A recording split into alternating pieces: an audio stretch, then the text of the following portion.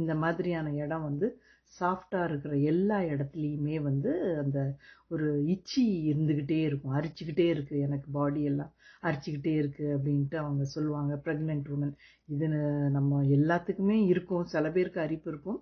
But pregnant உமனுக்கு வந்து இந்த இச்சி வந்து ஜாஸ்தியாயிட்டே இருக்கும். இதை தவிர வந்து அவங்களுக்கு என்ன ஆகும்னா, சில பேருக்கு வந்து பாடி ஃபுல்லாக ரேஷஸ் வரும். அப்புறம் அதாவது ரேஷஸ்னால் எப்படி இருக்குன்னா, அந்த சொரிஞ்சு விட்ட மாதிரியே சிவப்பு சிவப்பு திட்டுகள் வந்து இருக்கும். கருப்பு திட்டுகள் இருக்கும், சிவப்பு சிவப்பு திட்டுகளும் அவங்களுக்கு இருந்துக்கிட்டே இருக்கும். நிறைய பேருக்கு வந்து இந்த லோ விட்டமின் டி வந்து லோவாகிறதுனால கூட அந்த பாடியில் வந்து நிறைய மாறுபாடுகள் ஏற்பட்டுக்கிட்டே இருக்கு.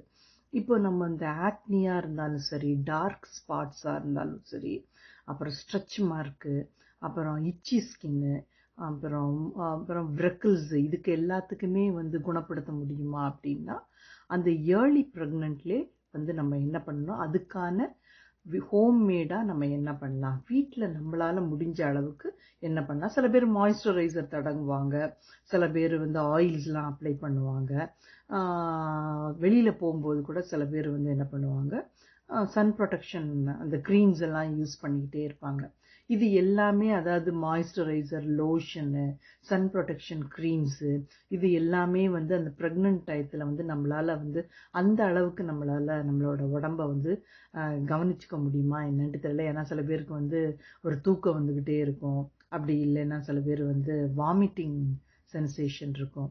இந்த மாதிரி இருக்கிறவங்கலாம் நான் வீட்டில் என்ன பண்ணலாம், என்னால் முடிஞ்ச அளவுக்கு நான் வீட்டில் இருக்கும்போது ஹோம் ரெமெடியாக நான் என்ன பண்ண முடியும், என்னோட ஸ்கின்னை, என்னோட ஹேரை பாதுகாத்துக்கிறதுக்கு நான் என்ன பண்ணலாம் அப்படின்றதுக்கு உங்களுக்கு அடுத்தடுத்த எபிசோடில் என்னால் முடிஞ்ச அளவுக்கு என்ன பண்ணணும் அப்படின்றத சொல்கிறேன்.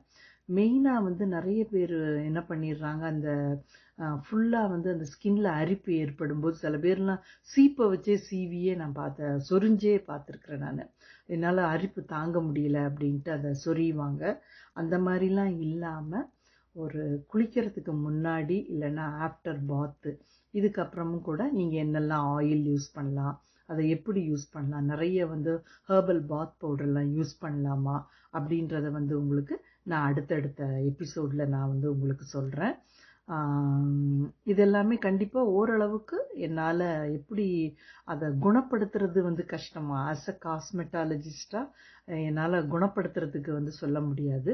அது மேலும் மேலும் வளராமல் இருக்கிறதுக்கு, என்னோட உடம்புல அரிப்பு இல்லாமல் இருக்கிறதுக்கு நான் என்ன பண்ணணும் அப்படின்றத சொல்கிறேன்.